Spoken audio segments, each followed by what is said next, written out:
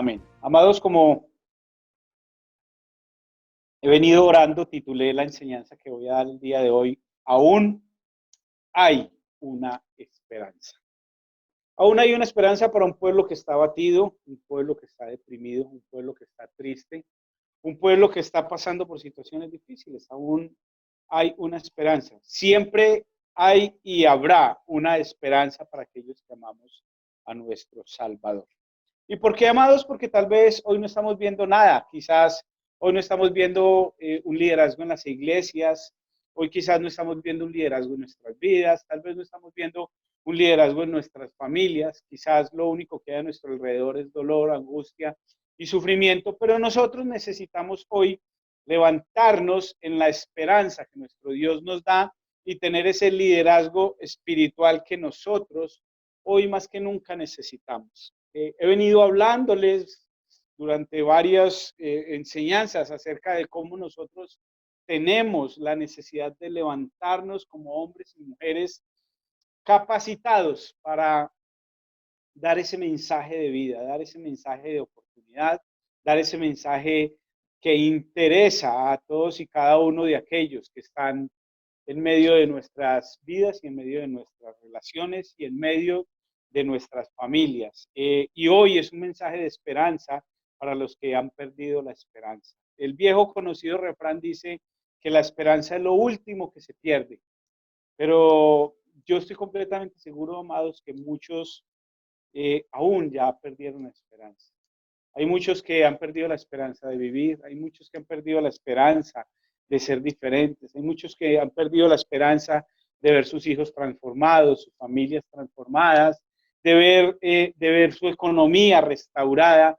Hemos perdido la esperanza y cuando usted y yo perdemos la esperanza, amados, lo primero que perdemos es ese liderazgo. ¿Recuerdan ayer cuando les hablaba un poco acerca del liderazgo que tenía David? De cómo cuando David se levanta y dice, ¿quién es ese incircunciso que osa hablar contra el ejército del Dios viviente? ¿Qué le darán al hombre que vaya y pelee y venza a aquel incircunciso? Y hablaba un poco acerca de cuántos de nosotros somos guerreros que nos levantamos, cuántos de nosotros somos los que queremos pelear con la vida, no entregarle nuestra vida a la muerte tan fácil, pelear por nuestros hijos, pelear por nuestras familias, pelear por lo que estamos viviendo, amados, pelear por ese liderazgo espiritual, pelear, dar esa última batalla en esperanza y dar esa última batalla en el nombre de Jesús. Hay un pasaje en la Biblia donde los discípulos habían estado eh, pescando durante toda la noche y no habían encontrado nada. No habían podido sacar nada, el sustento eran los peces que sacaban ellos. Ese era el propósito de vida de ellos, un sustento. Viene Jesús y les dice que lanzaran la red a la derecha. Y uno de ellos, Pedro, se levanta y dice, Señor, hemos peleado toda la noche. Hemos pescado toda la noche. Y yo quiero decirte a ti hoy, quizás vienes durante años peleando con una enfermedad. Quizás vienes durante años peleando con un hijo, una hija, una relación, no sé contra quién andes peleando toda una vida. Pero yo quiero decirte hoy, ¿qué tal si lanzas nuevamente la red a tu derecha? ¿Qué tal si hoy la lanzas en el nombre de Jesús? Porque eso es lo que dice Pedro. Pedro dice, Señor, he pescado toda la noche, pero en tu nombre lanzaré nuevamente la red. Y conocemos el desenlace de lo que pasó, cómo la red se llenó y aún necesitaron ayuda para sacar la cantidad de peces que ellos pescaron. Una nueva oportunidad. Vivamos como resucitados hoy, no vivamos como muertos en vida.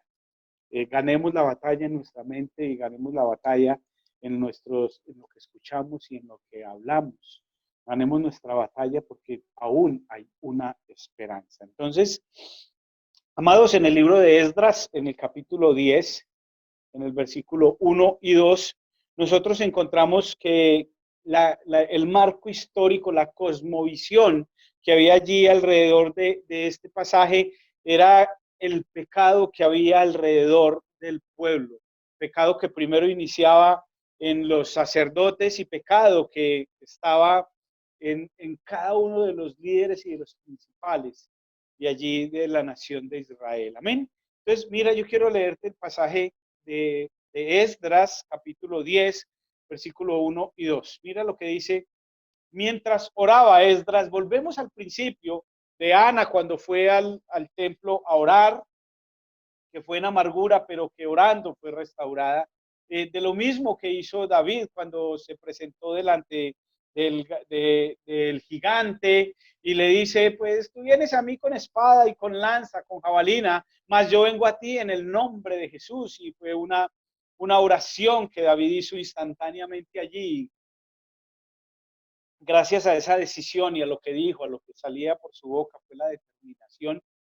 Hoy miramos a Esdras, que también estaba orando. Dice la palabra: mientras oraba Esdras y hacía confesión llorando y postrándose delante de la casa de Dios, se juntó a él una muy grande multitud de Israel, hombres, mujeres y niños, y lloraba el pueblo amargamente. Entonces respondió Secanías, hijo de Jehiel, de los hijos de Elán, y dijo a Esdras: nosotros hemos pecado contra nuestro Dios, pues tomamos mujeres extranjeras de los pueblos de la tierra, mas a pesar de esto, aún hay esperanza. Amados, en la enfermedad aún hay esperanza. En ese predio, en esa casa que se va a perder por esa hipoteca, aún hay esperanza.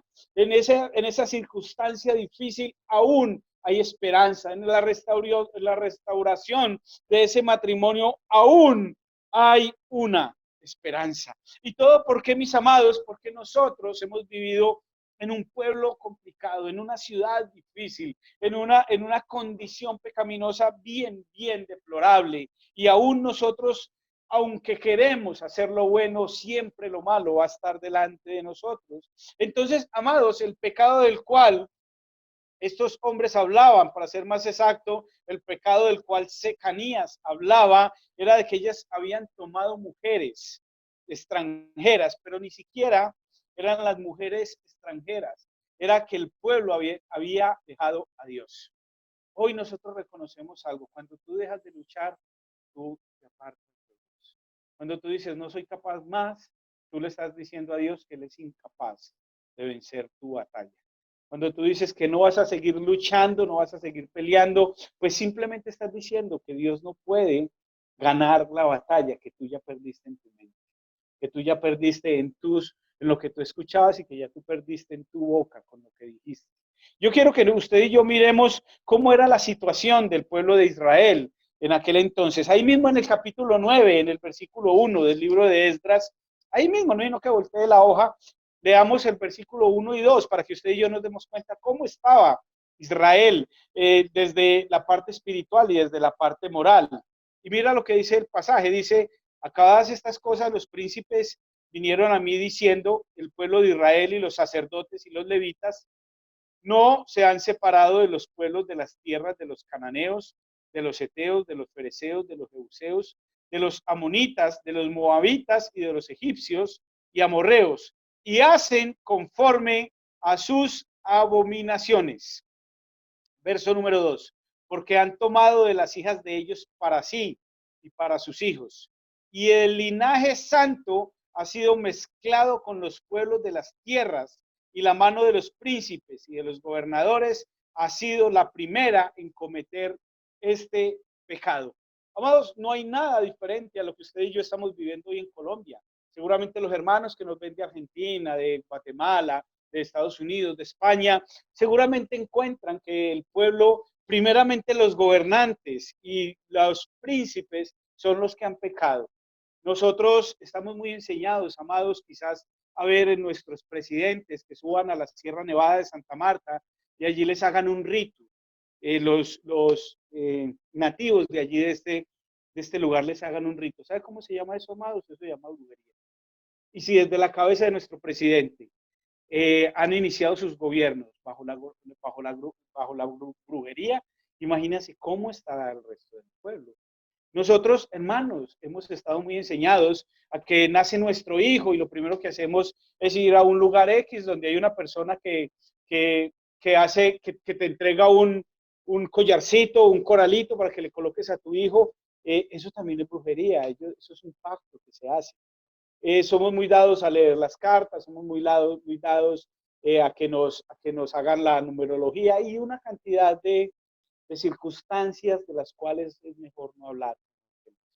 ¿Por qué? Porque tenemos un problema amoroso y buscamos si es que una mujer o un hombre que trabaje. ¿Trabajan con qué? Con brujería. Muchas personas me han acercado y me han dicho, pastor, es que él trabaja con magia blanca. Hermanos, hoy les quiero corregir en el amor de Cristo.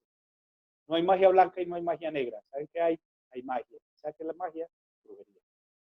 Por eso, amados, para un problema, una enfermedad, una situación emocional, la única respuesta la tiene la oración y la búsqueda de nuestro Dios. Entonces, amados, los principales y los sacerdotes habían caído en pecado. Nosotros hoy vemos cómo el pueblo está exactamente igual. Su condición espiritual y moral es bastante deplorable.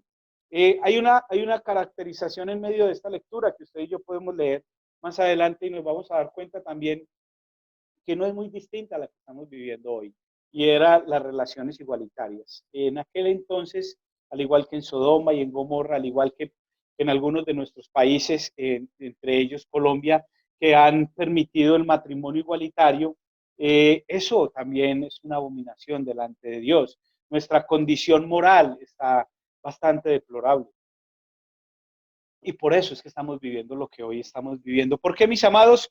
Porque nosotros hemos adquirido y hemos permitido que costumbres sexuales normales se cambien por costumbres no permitidas en la palabra.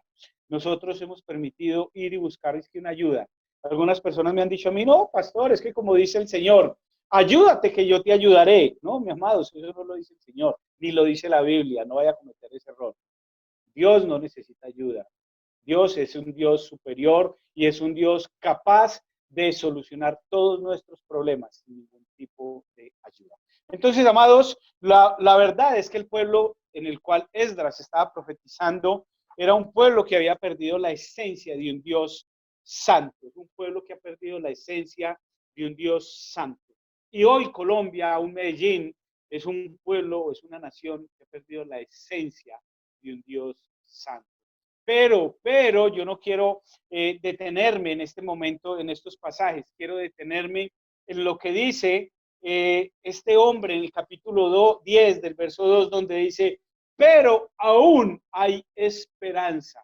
Amados, el pasado ya ha pasado, hoy necesitamos levantarnos en la esperanza. Quizás durante toda la noche has pescado y no has logrado sacar nada. Levántate hoy en la esperanza de que nuestro Dios transformará nuestras vidas. Y lo último que un pueblo puede perder sería la esperanza en Dios, pero al parecer hoy es lo primero que hemos perdido. ¿Cuántos de nosotros que decimos ser creyentes, que nos congregamos en una iglesia, estamos atemorizados porque puede llegar la muerte y tocar a nuestras casas?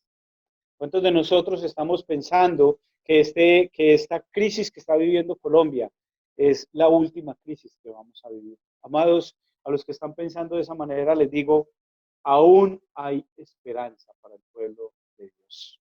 Lo primero que quiero que veamos en esta noche, amados, es cómo la esperanza en Dios me garantiza la victoria.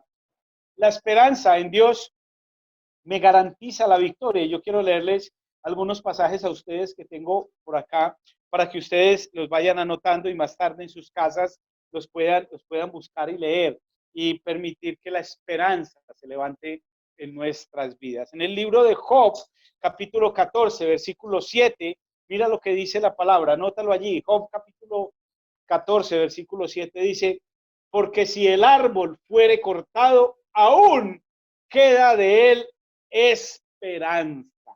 Retoñará aún y sus renuevos no faltarán. Hermanos, si el árbol fuese cortado, aún queda esperanza.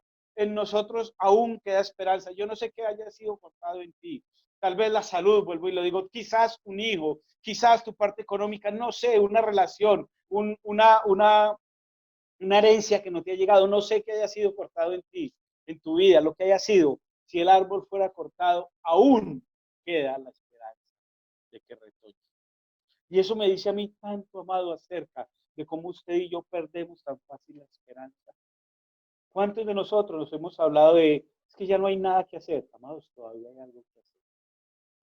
Es que ya está muy avanzado la enfermedad. Es que el cáncer ya hizo metástasis. Es que usted no entiende, pastor. El médico dijo. Sí, yo entiendo lo que el médico dijo. Yo entiendo lo que el juez dijo. Yo entiendo lo que el abogado dijo. Pero también entiendo lo que Dios dice. Y Dios dice hoy, y lo afirmo y lo confirmo en tu vida, iglesia, aún queda esperanza.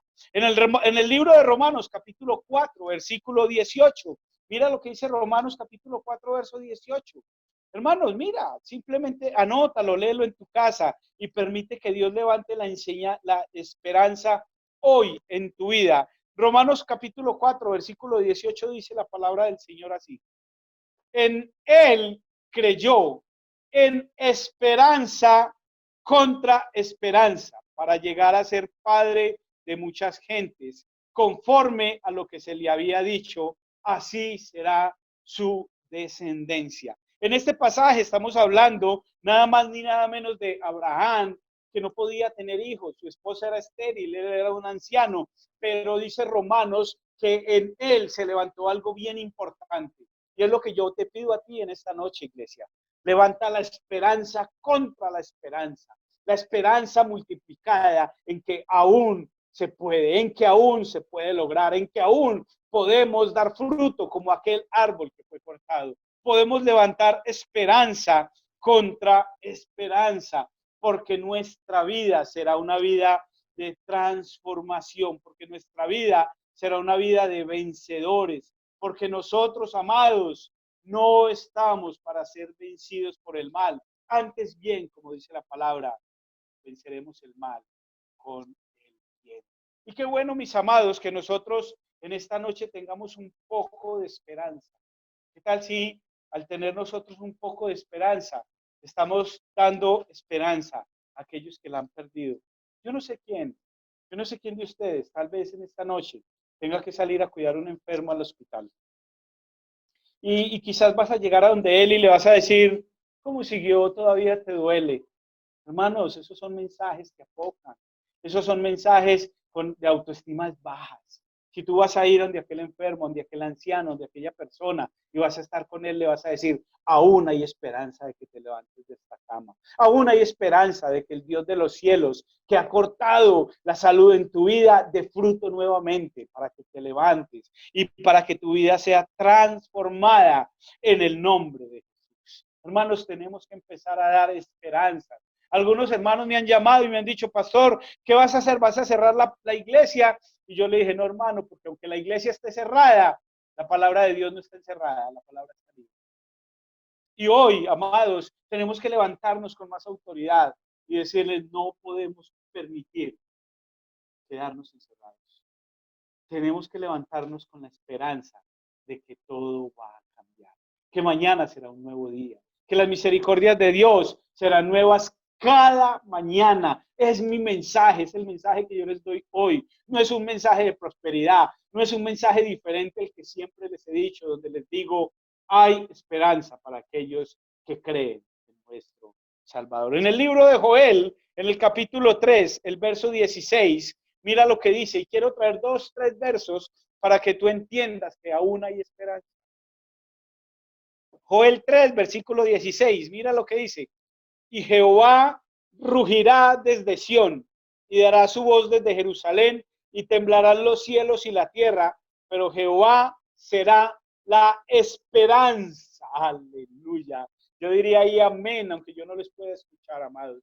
Yo diría allí donde usted está, diría amén. Y si usted está en ese hospital, en esa cama, en esa silla de ruedas, usted tiene que decir hoy amén, porque aunque mi Dios hará temblar los cielos y la tierra, Jehová será mi esperanza. Aunque haya venido crisis, enfermedad, hambre, destrucción, aunque haya venido pobreza, lo que haya venido contra el pueblo de Dios, Él, Jehová, será nuestra esperanza, la esperanza de su pueblo y la fortaleza de sus hijos.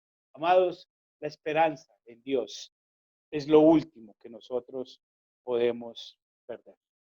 Y quiero aún que usted vea conmigo en esta noche la esperanza en Dios siempre me garantizará la victoria. Ayer hablaba un poco de la victoria, acerca de cómo David era victorioso desde antes de pelear. Hoy quiero hablar contigo, amados. Mi esperanza en Dios me garantiza la victoria. Nosotros hoy tenemos que ser victoriosos, aún viendo que a nuestro alrededor no hay nada de donde tomar. Nosotros tenemos que ser victoriosos porque nuestra esperanza no está puesta en el hombre. La esperanza del enfermo no está puesta en el médico. La esperanza del que lo ha perdido todo no está puesta en el abogado. La esperanza de aquel que está luchando en un juzgado no está puesta en el juez, de que el juez diga culpable o de que el juez diga que no lo es. Nuestra esperanza está puesta en Dios. Por eso, amados, la esperanza en Dios me garantiza la victoria. Mi esperanza en Dios garantiza mi victoria, pero tengo que creerlo. Amén. Segundo punto que quiero que veamos en esta noche es: la esperanza en Dios me fortalece. Seguramente usted ha dicho, yo ya no tengo fuerzas. Seguramente usted ha dicho, es que yo ya no veo nada. Seguramente usted ha dicho, es que ya no hay nada que hacer, es que usted no entiende, ya no hay nada que hacer. Yo quiero decirle hoy, la esperanza en Dios me fortalece. ¿Me fortalece para qué? Para tomar buenas decisiones, para tomar decisiones correctas. ¿Me fortalece para qué? Para hablar en positivo y no en negativo. ¿Me fortalece para qué? Para seguir luchando y para no desmayar, aún que toda la noche haya estado pescando. En tu nombre lanzaré nuevamente la esperanza en Dios me fortalece para hacer nuevos pactos con Dios. Nuevos pactos con Dios. Mira lo que dice acá el verso. Y después de esto, estoy en el libro de Esdras, en el capítulo 10, el verso número 1. Dice, y mientras oraba y hacía confesión, llorando y postrándome delante de la casa de Dios, se juntó a él mucha gente, gran multitud de Israel, hombres, mujeres y niños, y lloraba el pueblo amargamente. Cuando yo leo esto, amados, yo recuerdo a Ana, cómo fue al templo llorando amargamente y en una condición bastante triste, en una amargura total. Pero lo que está diciendo ese pasaje allí es que mientras que Esdras oraba, confesaba y lloraba, hay una gran multitud allí en los hospitales, en las cárceles, en los centros de rehabilitación, habitando la calle, a la espera de una respuesta en un juzgado. Amados, que está esperando que tu esperanza en Dios se venga sobre de ellos y ellos puedan tomar esa esperanza y levantarse y decir, aunque no he visto nada, hoy mi esperanza se levanta, porque así el árbol sea cortado. Ahí es la esperanza de que dé un fruto. Entonces, amados, ¿cómo nosotros tenemos que ser multiplicadores de la esperanza en Dios?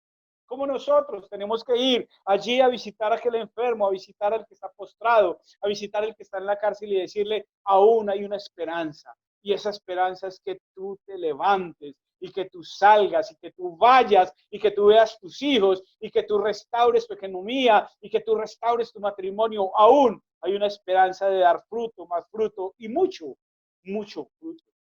Todo porque, amados, porque mira lo que hace el pueblo. Versículo 2, y eso es lo que quiero, donde quiero centrarme en esta noche, de este pasaje. Dice, entonces respondiendo Secanías, hijo de Jehiel, de los hijos de Elam, dijo a Esdras, póngame atención. Nosotros hemos pecado contra nuestro Dios. Tomamos mujeres extranjeras de los pueblos de la tierra. Mas a pesar de esto, aún hay esperanza. El pueblo todo lo había perdido, hermanos. La crisis era total a nuestro alrededor. Pero ¿sabe qué hicieron ellos? Ellos ese día hicieron un pacto con Dios. Ana hizo un pacto con Dios. Señor, si te dignares mirar mi necesidad y quitar la afrenta delante de mí y me dieres un hijo varón, yo lo dedicaré a ti todos los días de mi vida. Eso hizo Ana cuando leemos en el primer libro de Samuel.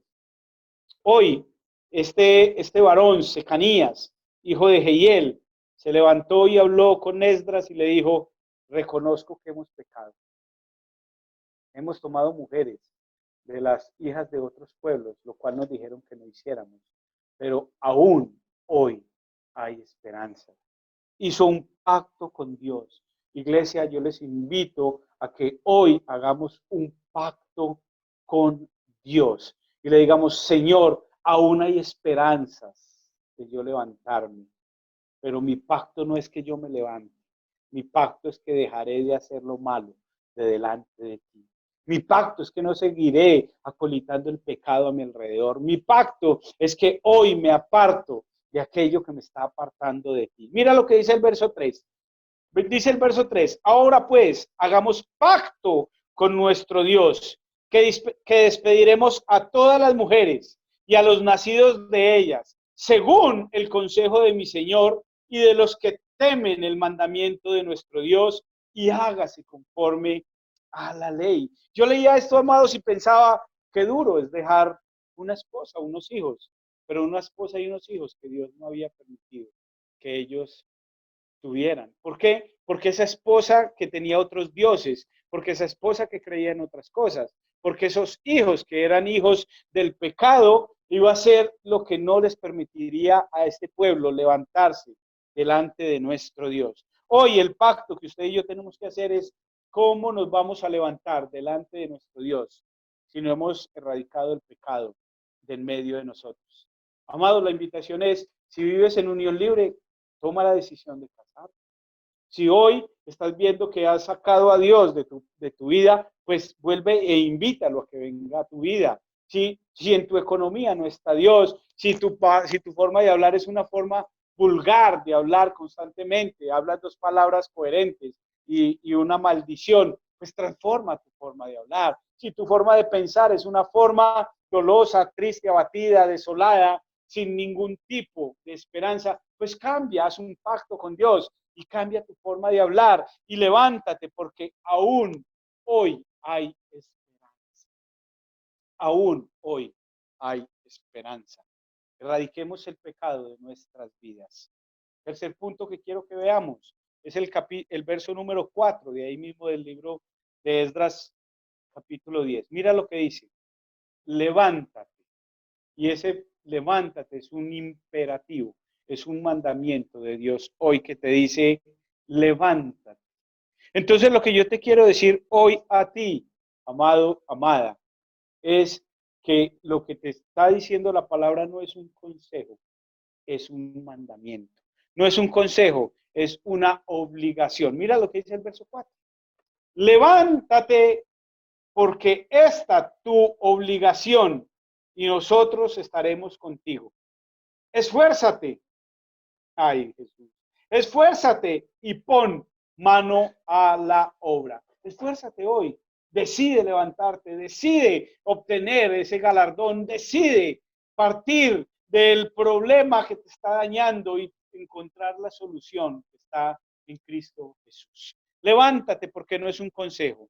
Levantarnos hoy es una obligación. Levántate de esa cama donde perdiste la fuerza de seguir luchando. Levántate de allí, de esa situación que te está amarrando. Levántate de tu pasado, levántate de lo que te tiene perjudicado o perjudicada y toma la decisión de reconocer que hay un Dios que te está diciendo, yo estoy contigo. Mira lo que dice la palabra del verso 4, dice, levántate porque esta es tu obligación y nosotros estaremos contigo. Esfuérzate y pon mano a la obra. Algunos me han dicho en algún momento que he hablado con ellos, pastor, es que las drogas me han ganado. Levántate, porque es tu obligación. Y nosotros estaremos contigo. Hoy te quiero decir algo, iglesia, nosotros estaremos contigo. ¿Cómo estaremos contigo? En oración. Estaremos constantemente y lo puedo prometer y comprometerme delante de ti que estaré en oración con nuestro Dios para que tu esperanza se levante en esta noche. Para que tú tomes la decisión de decirle a lo que te está dañando no y poder mirar a los ojos a nuestro Salvador y decirle, Señor, sé que es mi obligación salir de la condición en la que hoy estoy, pero hoy me levanto y decido pelear la buena batalla. Hoy me levanto, hoy me levanto. Introduce eso en tu cabeza. Hoy me levanto, hoy me levanto. Hoy no lo haré, hoy podré luchar, hoy llegaré a la victoria, hoy llegaré a hacer lo que el Señor me está demandando y es tener esperanza. Hay esperanza en todo porque no hay nada perdido. Nuestra vida aún tiene esperanza. No hay nada perdido, amados. Unámonos, oremos por Colombia, oremos por Medellín, oremos por San Antonio de Prado, oremos por esa nación. Hoy tuve la oportunidad de orar con unos pastores de España, hermanos, y vi la gloria de Dios en esa oración con estos varones, porque allí en España también están clamando que hay esperanza, que un pueblo que está perdido, un pueblo que ha perdido seres amados, un pueblo que ha visto la muerte de cerca, aún hay una esperanza de levantarnos y de decirle a la muerte, hoy no puedes conmigo, porque la palabra dice que mi Dios estará conmigo porque me está esforzando. Amén. Y lo último que quiero que veamos en esta noche para que oremos, realmente pido disculpas, diario me quedo corto en la oración, pero ustedes me entenderán. Lo último que quiero que veamos en esta noche, amados, es que la esperanza nos lleva a levantarnos a pesar de las crisis que estemos viviendo. Erika, levántate, levántate y pelea, porque esta crisis, esta enfermedad no te va a vencer.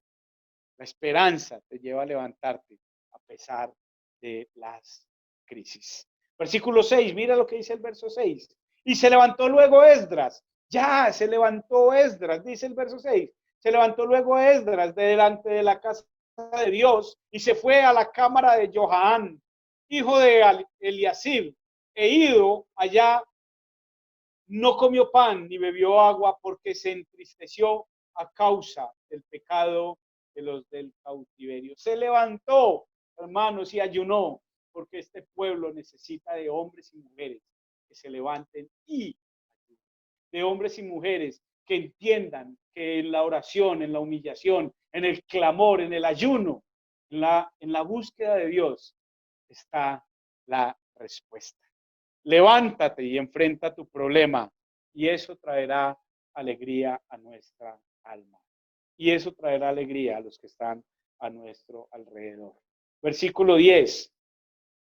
Esdras 10, verso 10. Y se levantó el sacerdote Esdras y les dijo, vosotros habéis pecado por cuanto tomáis de mujeres extranjeras, añadiendo así sobre el pecado de Israel. Ahora pues, dad gloria a Jehová, Dios de vuestros padres, y haced su voluntad, y apartaos de los pueblos, de las tierras y de las mujeres extranjeras. Qué alegría podrás traer sobre los que están a tu alrededor si te apartas, si nos apartamos del pecado. Padre, en esta noche te doy gracias. Oro especialmente por los enfermos. Oro por los que habían perdido las fuerzas y oro por los que no quieren seguir luchando, Dios. Aún hay esperanza, Dios. Aún hay una oportunidad. Aún podemos lanzar nuevamente nuestra red. Lanzaremos el pan al agua, Señor, y algún día. Señor, no lo hacemos porque estemos tan tristes, Dios, con el pecado. Lo hacemos porque queremos agradar. Lo hacemos porque hay gente que nos ama y lo hacemos porque aún hay una oportunidad de levantarnos. Porque aunque el árbol sea cortado, aún hay esperanza de que dé en el nombre de Jesús.